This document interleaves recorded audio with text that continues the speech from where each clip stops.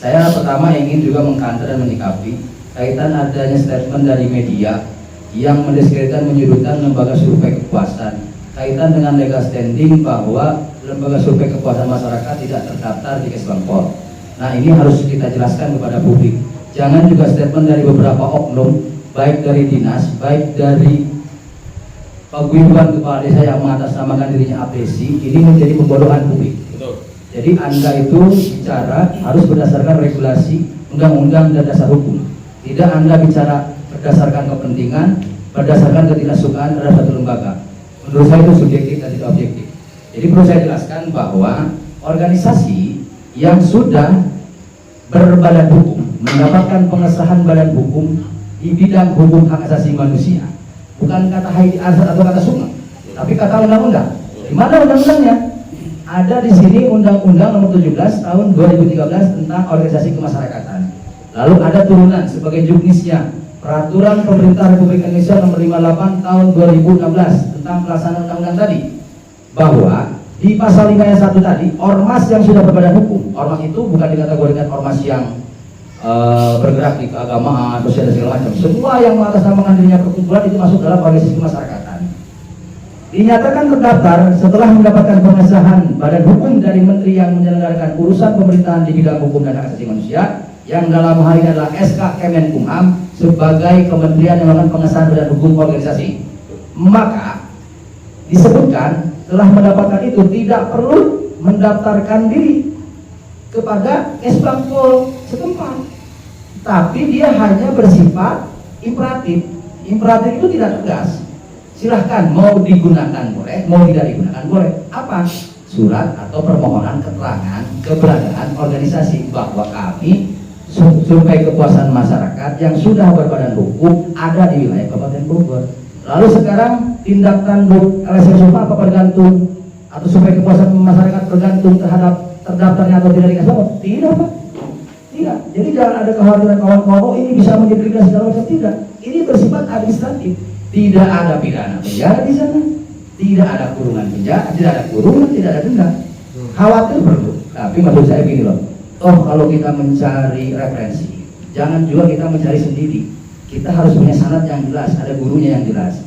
Kalau sekarang kita hanya menjadikan parameter internet itu sebagai gudangnya informasi, boleh. Tapi kan tidak semuanya juga disebut valid. Contoh, mohon izin Bang Nofis mengirimkan WA dan segala macam. Bagi saya itu bukan yang objektif, karena kalau saya bicaranya dasar hukum tadi, tidak bisa berdasarkan katanya, opini, ya kan? Jadi tak perlu khawatir Pak Nofis bahwa Sukma ini secara legal standing sudah jelas, sudah sangat jelas. Adapun hari ini pemerintahan itu keluar, itu tendensius, betul tadi kata Bang Tri, ya kan? Dan itu tidak kompromis, tidak berimbang. Harusnya mereka membuat berita itu toh konfirmasi dong bagaimana tanggapannya nih. Ini ada dari sebuah kelompok mahasiswa maupun instansi terkait mempertanyakan legalitas atau legal standing dari Sukma sendiri, kan gitu. Harusnya juga dong diberikan kesempatan yang sama dong.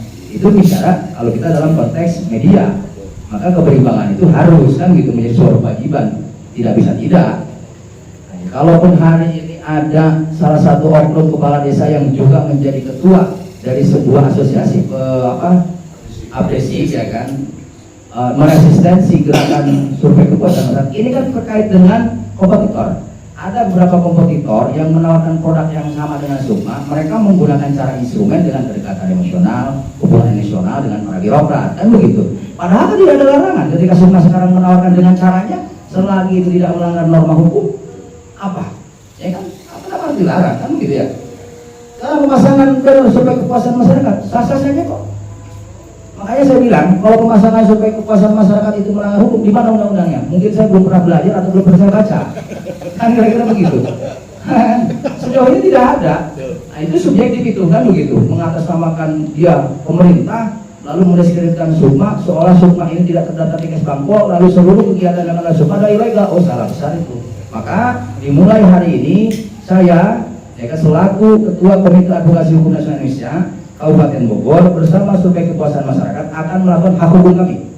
Kami akan memberikan somasi kepada mereka-mereka yang kemarin mengeluarkan statement di media. Ya. Jadi Saya tidak hanya kegiatan ini sebagai dialektika dan retorika belaka.